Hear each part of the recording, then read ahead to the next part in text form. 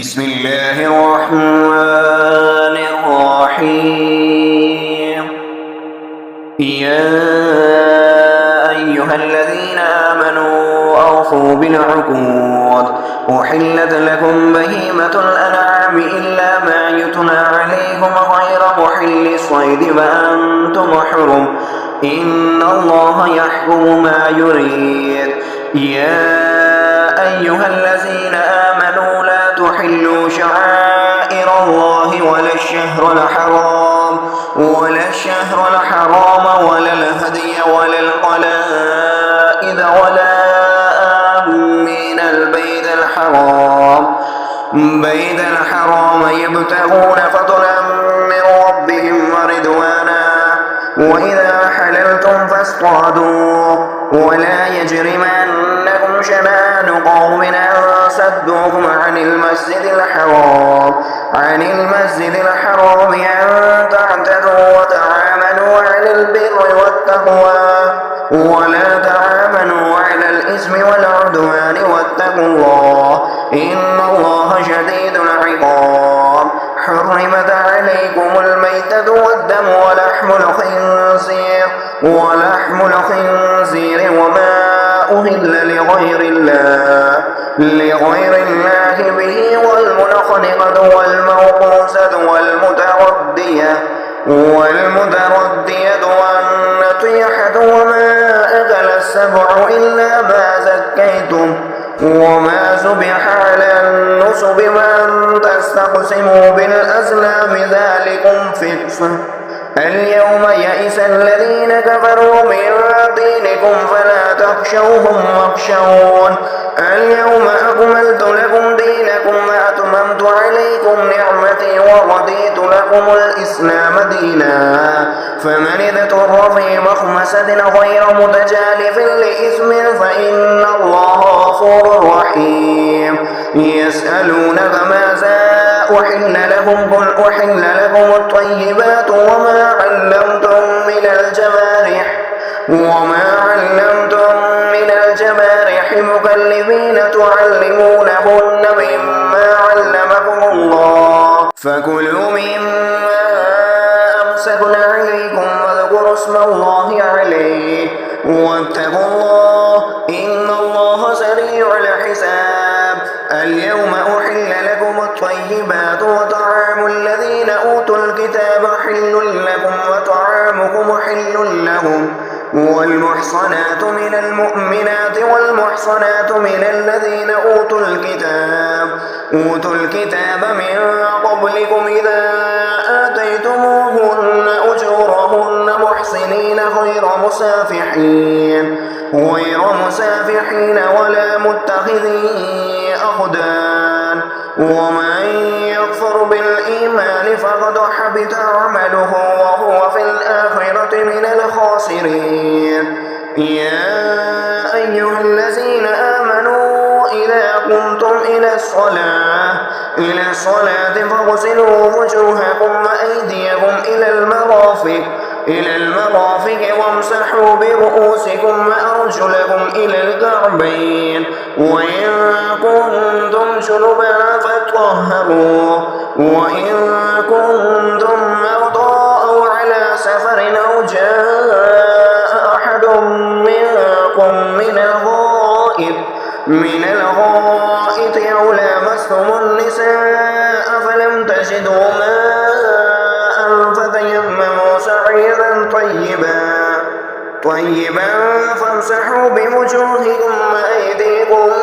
منه ما يريد الله ليجعل عليكم من حرج ولكن يريد ليطهركم وليتم نعمته عليكم لعلكم تشكرون. واذكروا نعمة الله عليكم وميثاقه الذي واثقكم به إذا قلتم سمعنا وأطعنا واتقوا الله إن الله عليم بذات الصدور. يا أيها الذين آمنوا كونوا قوامين لله شهداء بالقسط ولا يجرمن شنآن قوم على ألا تعدلوا اعدلوا هو أقرب للتقوى واتقوا الله إن الله خبير بما تعملون. وعد الله الذين آمنوا وعملوا الصالحات لهم مغفرة وأجر عظيم والذين كفروا وكذبوا بآياتنا أولئك أصحاب الجحيم. يا أيها الذين آمنوا اذكروا نعمة الله عليكم إذ هم قوم أن يبسطوا إليكم أيديهم فكف أيديهم عنكم واتقوا الله وعلى الله فليتوكل المؤمنون. ولقد أخذ الله ميثاق بني إسرائيل وبعثنا منهم 12 نقيبا وقال الله إني معكم لئن أقمتم الصلاة وآتيتم الزكاة وآمنتم برسلي وعزرتموهم وأقرضتم الله قرضا حسنا لأكفرن عنكم سيئاتكم ولأدخلنكم جنات تجري من تحتها الأنهار فمن كفر بعد ذلك منكم فقد ضل سواء السبيل. فبما نقضهم ميثاقهم لعناهم وجعلنا قلوبهم قاسية يحرفون الكلم عن مواضعه ونسوا حظا مما ذكروا به ولا تزال تطلع على خائنة منهم إلا قليلا منهم فاعف عنهم واصفح إن الله يحب المحسنين. ومن الذين قالوا إنا نصارى أخذنا ميثاقهم فنسوا حظا مما ذكروا به فأغرينا بينهم العداوة والبغضاء إلى يوم القيامة وسوف ينبئهم الله بما كانوا يصنعون. يا أهل الكتاب قد جاءكم رسولنا يبين لكم كثيرا مما كنتم تخفون من الكتاب ويعفو عن كثير. قد جاءكم من الله نور وكتاب مبين يهدي به الله من اتبع رضوانه سبل السلام ويخرجهم من الظلمات إلى النور بإذنه ويهديهم إلى صراط مستقيم. لقد كفر الذين قالوا إن الله هو المسيح ابن مريم قل فمن يملك من الله شيئا إن أراد أن يهلك المسيح ابن مريم وأمه ومن في الأرض جميعا ولله ملك السماوات والأرض وما بينهما يخلق ما يشاء والله على كل شيء قدير. وقالت اليهود والنصارى نحن أبناء الله وأحباؤه قل فلم يعذبكم بذنوبكم بل أنتم بشر ممن خلق يغفر لمن يشاء ويعذب من يشاء ولله ملك السماوات والأرض وما بينهما وإليه المصير. يا أهل الكتاب قد جاءكم رسولنا يبين لكم على فترة من الرسل أن تقولوا ما جاءنا من بشير ولا نذير فقد جاءكم بشير ونذير والله على كل شيء قدير. وإذ قال موسى لقومه يا قوم اذكروا نعمة الله عليكم إذ جعل فيكم أنبياء وجعلكم ملوكا وآتاكم ما لم يؤت يؤت أحدا من العالمين يا قوم ادخلوا الأرض المقدسة التي كتب الله لكم ولا ترتدوا على أدباركم فتنقلبوا خاسرين قالوا يا موسى إن فيها قوما جبارين وإنا لن ندخلها حتى يخرجوا منها فإن يخرجوا منها فإنا داخلون قال رجلان من الذين يخافون أنعم الله عليهم ادخلوا عليهم الباب فإذا دخلتموه فإنكم غالبون وعلى الله فتوكلوا إن كنتم مؤمنين قالوا يا موسى إنا لن ندخلها أبدا ما داموا فيها فاذهب أنت وربك فقاتلا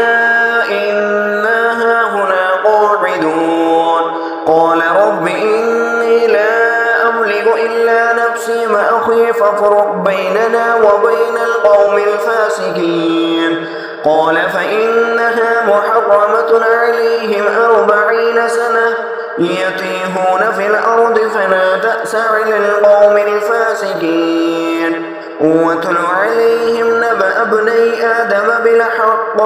إذ قربا قربانا فتقبل من أحدهما ولم يتقبل من الآخر قال لأقتلنك قال إنما يتقبل الله من المتقين لئن بسطت إلي يدك لتقتلني ما أنا بباسط يدي إليك لأقتلك إني أخاف الله رب العالمين إني أريد أن تبوء باسمي واسمك فتكون من أصحاب النار وذلك جزاء الظالمين فتوعت له نفسه قتل أخيه فقتله فأصبح من الخاسرين فبعث الله غرابا يبحث في الأرض ليريه كيف يماري سوءة أخيه قال يا ويلتى أعجزت أن أكون مثل هذا الغراب فأماري سوءة أخيه فأصبح من النادمين من أجل ذلك كتبنا على بني إسرائيل أنه من قتل نفسا بغير نفس أو فساد في الأرض فكأنما قتل الناس جميعا ومن أحياها فكأنما أحيا الناس جميعا ولقد جاءتهم رسلنا بالبينات ثم إن كثيرا منهم بعد ذلك في الأرض لمسرفون إنما جزاء الذين يحاربون الله ورسوله ويسعون في الأرض فسادا أن يقتلوا أو يصلبوا أو تقطع أيديهم وأرجلهم من خلاف أو ينفوا من الأرض ذلك لهم خزي في الدنيا ولهم في الآخرة عذاب عظيم إن الذين تابوا من قبل أن تقدروا عليهم فاعلموا أن الله غفور رحيم يا أيها الذين آمنوا اتقوا الله وابتغوا إليه المسيلة وجاهدوا في سبيله لعلكم تفلحون إن الذين كفروا لو أن لهم ما في الأرض جميعا ومثله معه ليفتدوا به من عذاب يوم القيامة ما تقبل منهم ولهم عذاب أليم يريدون أن يخرجوا من النار وما هم بخارجين خالدين منها ولهم عذاب مقيم. والسارق والسارقة فاقطعوا أيديهما جزاء بما كسبا نكالا من الله والله عزيز حكيم. فمن تاب من بعد ظلمه وأصلح فإن الله يتوب عليه إن الله غفور رحيم. ألم تعلم أن الله له ملك السماوات والأرض يعذب من يشاء ويغفر لمن يشاء والله على كل شيء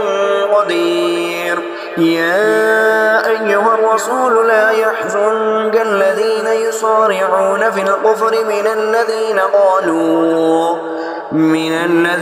قالوا آمنا بأفواههم ولم تؤمن قلوبهم ومن الذين هادوا سماعون للكذب سماعون لقوم آخرين لم يأتوا يحرفون الكلم من بعد مبادعه يقولون إن أوتيتم هذا فخذوه وإن لم تؤتوه فاحذروه ومن يرد الله فتنته فلن تملك له من الله شيئا. أولئك الذين لم يرد الله أن يطهر قلوبهم لهم في الدنيا خزي ولهم في الآخرة عذاب عظيم. سماعون للكذب أكالون للسحت فإن جاءوك فاحكم بينهم أو أعرض عنهم وإن تعرض عنهم فلن يضروك شيئا وإن حكمت فاحكم بينهم بالقسط إن الله يحب المقسطين. وكيف يحكمونك وعندهم التوراة فيها حكم الله ثم يتولون من بعد ذلك وما أولئك بالمؤمنين. إنا أنزلنا التوراة فيها هدى ونور يحكم بها النبيون الذين أسلموا للذين هادوا والربانيون والأحبار بما استحفظوا من كتاب الله وكانوا عليه شهداء فلا تخشوا الناس واخشوني ولا تشتروا بآياتي ثمنا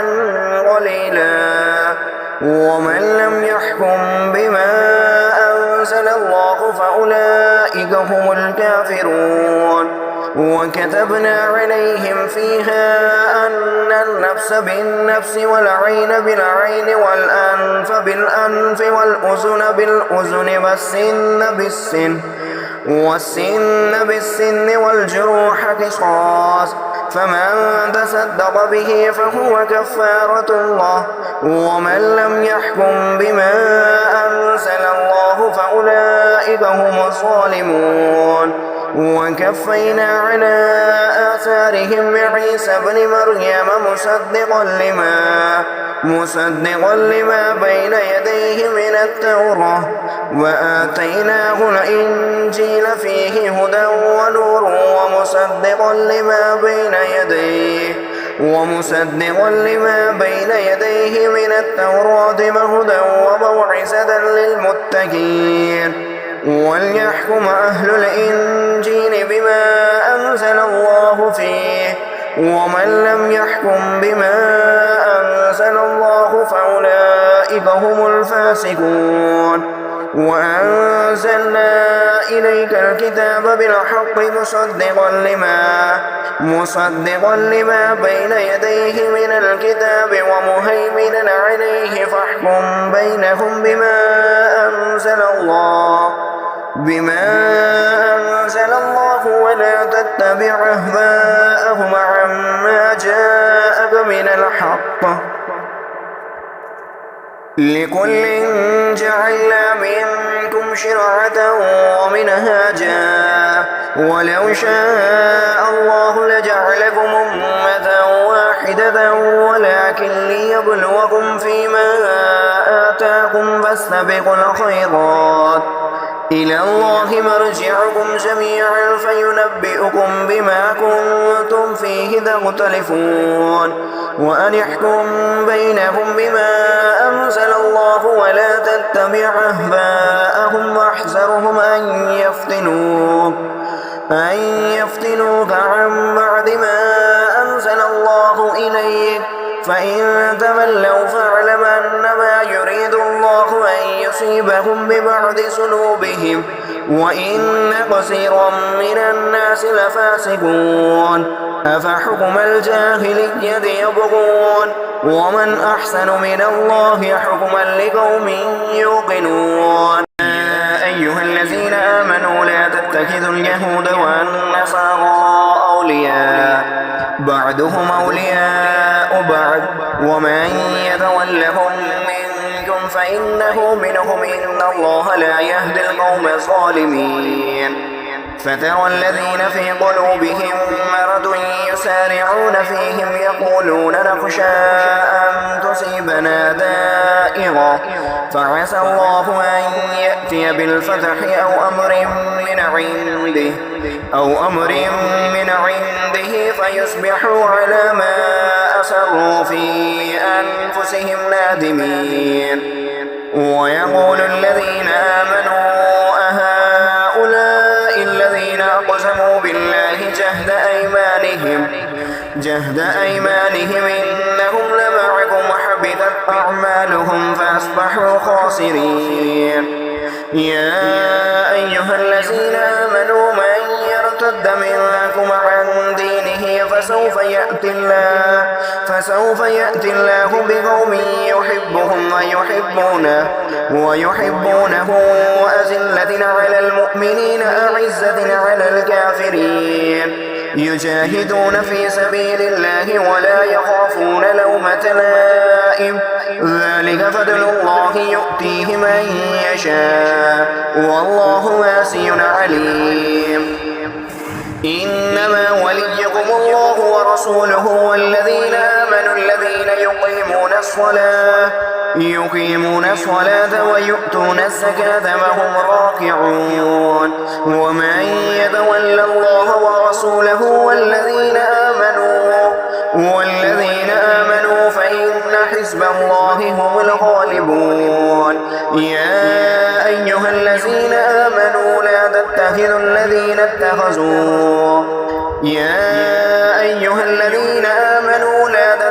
الذين اتخذوا دينكم هزوا ولعبا من الذين أوتوا الكتاب من قبلكم والكفار أولياء واتقوا الله إن كنتم مؤمنين. وإذا ناديتم إلى الصلاة اتخذوها هزوا ولعبا ذلك بأنكم قوم لا يعقلون. قل يا أهل الكتاب هل تنقمون منا إلا أن آمنا بالله وما أنزل إلينا وما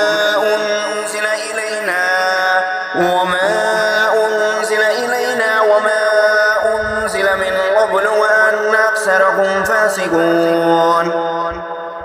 قل هل أنبئكم بشر من ذلك مثوبة عند الله من لعنه الله وغضب عليه وجعل منهم القردة والخنازير وعبد الطاغوت أولئك شر مكانا وأضل عن سواء السبيل. وإذا جاءوكم قالوا آمنا وقد دخلوا بالكفر وهم قد خرجوا به والله أعلم بما يكتمون. وترى كثيرا منهم يسارعون في الإثم والعدوان وأكلهم السحت لبئس ما كانوا يعملون. لولا ينهاهم الربانيون والأحبار عن قولهم الإثم وأكلهم السحت لبئس ما كانوا يصنعون. وقالت اليهود يد الله مغلولة غلت أيديهم ولعنوا بما قالوا بل يداه مبسوطتان ينفق كيف يشاء وليزيدن كثيرا منهم ما أنزل إليك من ربك طغيانا وكفرا وألقينا بينهم العداوة والبغضاء إلى يوم القيامة كلما أوقدوا نار الحرب أطفأها الله ويسعون في الأرض فسادا والله لا يحب المفسدين ولو أن أهل الكتاب آمنوا واتقوا لكفرنا عنهم سيئاتهم ولأدخلناهم جنات النعيم ولو أنهم أقاموا التوراة والإنجيل وما أنزل إليهم من ربهم لأكلوا من فوقهم ومن تحت أرجلهم منهم أمة مقتصدة وكثير منهم ساء ما يعملون يا أيها الرسول بلغ ما أنزل إليك من ربك وإن لم تفعل كما بلغت رسالته والله يعصمك من الناس إن الله لا يهدي القوم الكافرين قل يا أهل الكتاب لستم على شيء حتى تقيموا التوراة والإنجيل وما أنزل إليكم من ربكم وليزيدن كثيرا منهم ما أنزل إليك من ربك طغيانا وكفرا فلا تأس على القوم الكافرين إن الذين آمنوا والذين هادوا والصابئون والنصارى من آمن بالله واليوم الآخر وعمل صالحا فلا خوف عليهم ولا هم يحزنون لقد أخذنا ميثاق بني إسرائيل وأرسلنا إليهم رسلا كلما جاءهم رسول بما لا تهوى أنفسهم فريقا كذبوا وفريقا يقتلون وحسبوا ألا تكون فتنة فعموا وصموا ثم تاب الله عليهم ثم عموا وصموا كثير منهم والله بصير بما يعملون لقد كفر الذين قالوا إن الله هو المسيح ابن مريم وقال المسيح يا بني إسرائيل اعبدوا الله ربي وربكم إنه من يشرك بالله فقد حرم الله عليه الجنة ومأواه النار وما للظالمين من أنصار لقد كفر الذين قالوا إن الله ثالث ثلاثة وما من إله إلا إله واحد وإن لم ينتهوا عما يقولون ليمسن الذين كفروا منهم عذاب أليم أفلا يتوبون إلى الله ويستغفرونه والله غفور رحيم ما المسيح ابن مريم إلا رسول قد خلت من قبله الرسل وأمه صديقة كانا يأكلان الطعام انظر كيف نبين لهم الآيات ثم انظر أنا يؤفكون قل أتعبدون من دون الله ما لا يملك لكم ضرا ولا نفعا والله هو السميع العليم قل يا أهل الكتاب لا تغلوا في دينكم غير الحق ولا تتبعوا أهواء قوم قد ضلوا من قبل وأضلوا كثيرا وضلوا عن سواء السبيل لعن الذين كفروا من بني إسرائيل على لسان داود وعيسى بن مريم ذلك بما عصوا وكانوا يعتدون كانوا لا يتناهون عن منكر فعلوه لبئس ما كانوا يفعلون ترى كثيرا منهم يتمنون الذين كفروا لبئس ما قدمت لهم أنفسهم أن سخط الله عليهم وفي العذاب هم خالدون ولو كانوا يؤمنون بالله والنبي وما أنزل إليهم اتخذوهم أولياء ولكن كثيرا منهم فاسقون لتجدن أشد الناس عداوة للذين آمنوا اليهود والذين أشركوا ولتجدن أقربهم مودة للذين آمنوا الذين قالوا إنا نصارى ذلك بأن منهم قسيسين ورهبانا وأنهم لا يستكبرون وإذا سمعوا ما أنزل إلى الرسول ترى أعينهم تفيض من الدمع مما عرفوا من الحق يقولون ربنا آمنا فاكتبنا مع الشاهدين وما لنا لا نؤمن بالله وما جاءنا من الحق ونطمع أن يدخلنا ربنا مع القوم الصالحين فأثابهم الله بما قالوا جنات تجري من تحتها الأنهار خالدين فيها وذلك جزاء المحسنين والذين كفروا وكذبوا بآياتنا أولئك أصحاب الجحيم يا أيها الذين آمنوا لا تحرموا طيبات ما أحل الله لكم ولا تعتدوا إن الله يحب المعتدين وكلوا مما رزقكم الله حلالا طيبا واتقوا الله الذي أنتم به مؤمنون لا يؤاخذكم الله باللغو في أيمانكم ولكن يؤاخذكم بما عقدتم الأيمان فكفارته إطعام 10 مساكين من أوسط ما تطعمون أهليكم أو كسوتهم أو تحرير رقبة فمن لم يجد فصيام 3 أيام ذلك كفارة أيمانكم إذا حلفتم واحفظوا أيمانكم كذلك يبين الله لكم آياته لعلكم تشكرون يا أيها الذين آمنوا إنما الخمر والميسر والأنصاب والأزلام رجس من عمل الشيطان فاجتنبوه لعلكم تفلحون إنما يريد الشيطان أن يوقع بينكم العداوة والبغضاء في الخمر والميسر ويصدكم عن ذكر الله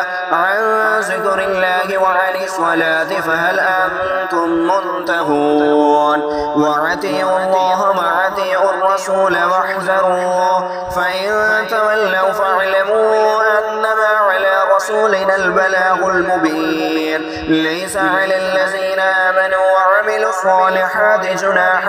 فيما طعموا إذا ما اتقوا وآمنوا وعملوا الصالحات ثم اتقوا وأحسنوا والله يحب المحسنين يا أيها الذين آمنوا ليبلونكم الله بشيء من الصيد تناله أيديكم ورماحكم ليعلم الله من يخافه بالغيب فمن اعتدى بعد ذلك فله عذاب أليم يا أيها الذين آمنوا لا تقتلوا الصيد ما أنتم حرم ومن قتله منكم متعمدا فجزاء مثل ما قتل من النعم يحكم به ذوى عدل منكم هديا بالغ الكعبة أو كفارة طعام مساكين أو عدل ذلك صياما ليذوق وبال أمره عفى الله عما سلف ومن عاد فينتقم الله منه والله عزيز ذو انتقام وحل لكم صيد البحر وطعامه متاعا لعلكم للسيارة وحرم عليكم صيد البر ما دمتم حرما واتقوا الله الذي إليه تحشرون جعل الله الكعبة البيت الحرام قياما للناس والشهر الحرام والهدي والقلائد ذلك لتعلموا أن الله يعلم ما في السماوات وما في الأرض وأن الله بكل شيء عليم اعلموا أن الله شديد العقاب وأن الله غفور رحيم ما على الرسول إلا البلاغ والله يعلم ما تبدون وما تكتمون قل لا يستوي الخبيث والطيب ولو أعجب كثرة الخبيث فاتقوا الله يا أولي الألباب لعلكم تفلحون يا أيها الذين آمنوا لا تسألوا عن أشياء إن تبد لكم تسؤكم وإن تسألوا عنها حين ينزل القرآن تبد لكم عفى الله عنها والله غفور حليم قد سألها قوم من قبلكم ثم أصبحوا بها كافرين ما جعل الله من بحيرة ولا سائبة ولا بصيلة ولا حام ولكن الذين كفروا يفترون على الله الكذب وأكثرهم لا يعقلون وإذا قيل لهم تعالوا إلى ما أنزل الله وإلى الرسول قالوا حسبنا ما وجدنا عليه آباءنا أولو كان آباؤهم لا يعلمون شيئا ولا يهتدون يا أيها الذين آمنوا عليكم أنفسكم لا يضركم من ضل إذا اهتديتم الله مرجعكم جميعا فينبئكم بما كنتم تعملون يا أيها الذين آمنوا شهادة بينكم إذا حضر أحدكم الموت حين المسية اثنان ذوى عدل منكم أو آخران من غيركم إذ أنتم ضربتم في الأرض فأصابتكم مصيبة الموت تحبسونهما من بعد الصلاة فيقسمان بالله إن ارتبتم لا نشتري به ثمنا ولو كان ذا قربى ولا نكتم شهادة الله إنا إذا لمن الآثمين فإن عثر على أنهما استحقا إثما فآخران يقومان مقامهما من الذين استحق عليهم الأوليان فيقسمان بالله لشهادتنا أحق من شهادتهما وما اعتدينا إنا إذا لمن الظالمين ذلك أدنى أن يأتوا بالشهادة على وجهها أو يخافوا أن ترد أيمان بعد أيمانهم واتقوا الله واسمعوا والله لا يهدي القوم الفاسقين يوم يجمع الله الرسل فيقول ماذا أجبتم قالوا لا علم لنا إنك أنت علام الغيوب إذ قال الله يا عيسى ابن مريم اذكر نعمتي عليك وعلى والدتك إذ أيدتك بروح القدس تكلم الناس في المهد وكهلا وإذ علمتك الكتاب والحكمة والتوراة والإنجيل وإذ تخلق من الطين كهيئة الطير بإذني فتنفخ فيها فتكون طيرا بإذني وتبرئ الأكمه والأبرص بإذني وإذ تخرج الموت بإذني وإذ كففت بني إسرائيل عنك إذ جئتهم بالبينات فقال الذين كفروا منهم إن هذا إلا سحر مبين وإذ وإذ أوحيت إلى الحواريين أن آمنوا بي وبرسولي قالوا آمنا واشهد بأننا مسلمون إذ قال الحواريون يا عيسى ابن مريم هل يستطيع ربك أن ينزل علينا مائدة من السماء قال اتقوا الله إن كنتم مؤمنين قالوا نريد أن نأكل منها وتطمئن قلوبنا ونعلم قد صدقتنا ونكون عليها من الشاهدين قال عيسى ابن مريم اللهم ربنا أنزل علينا مائدة من السماء تكون لنا عيدا لأولنا وآخرنا وآية منه وارزقنا وأنت خير الرازقين قال الله إني منزلها عليكم فمن يكفر بعد منكم فإني أعذبه عذابا لا أعذبه أحدا من العالمين وإذا قال الله يا عيسى ابن مريم أأنت قلت للناس اتخذوني وأمي